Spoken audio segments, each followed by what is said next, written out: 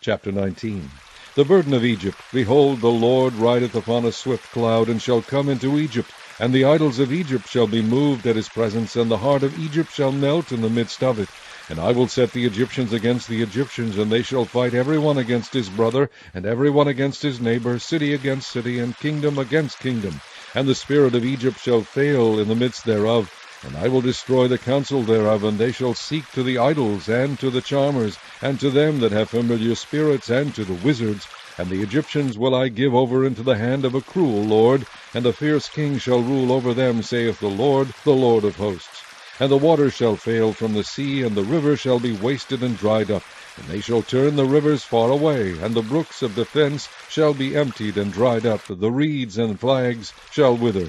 The paper reeds by the brooks, by the mouth of the brooks, and everything sown by the brooks shall wither, be driven away, and be no more.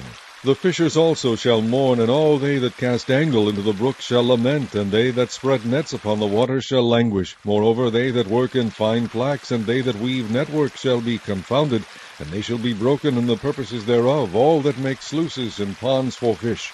Surely the princes of Zoan are fools, the counsel of the wise counselors of Pharaoh is become brutish. How say ye unto Pharaoh, I am the son of the wise, the son of ancient kings? Where are they? Where are thy wise men? And let them tell thee now, and let them know what the Lord of hosts hath purposed upon Egypt.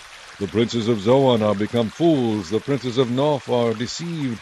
They have also seduced Egypt, even they that are the stay of the tribes thereof. The Lord hath mingled a perverse spirit in the midst thereof, and they have caused Egypt to err in every work thereof, as a drunken man staggereth in his vomit. Neither shall there be any work for Egypt, which the head or tail, branch or rush may do. In that day shall Egypt be like unto women, and it shall be afraid and fear because of the shaking of the hand of the Lord of hosts, which he shaketh over it. And the land of Judah shall be a terror unto Egypt. Every one that maketh mention thereof shall be afraid in himself, because of the counsel of the Lord of hosts, which he hath determined against it. In that day shall 5 cities in the land of Egypt speak the language of Canaan, and swear to the Lord of hosts. One shall be called the city of destruction. In that day shall there be an altar to the Lord in the midst of the land of Egypt, and a pillar at the border thereof to the Lord. And it shall be for a sign and for a witness unto the Lord of hosts in the land of Egypt, for they shall cry unto the Lord because of the oppressors, and he shall send them a Saviour, and a great one, and he shall deliver them. And the Lord shall be known to Egypt, and the Egyptians shall know the Lord in that day, and shall do sacrifice and oblation. Yea, they shall vow a vow unto the Lord, and perform it.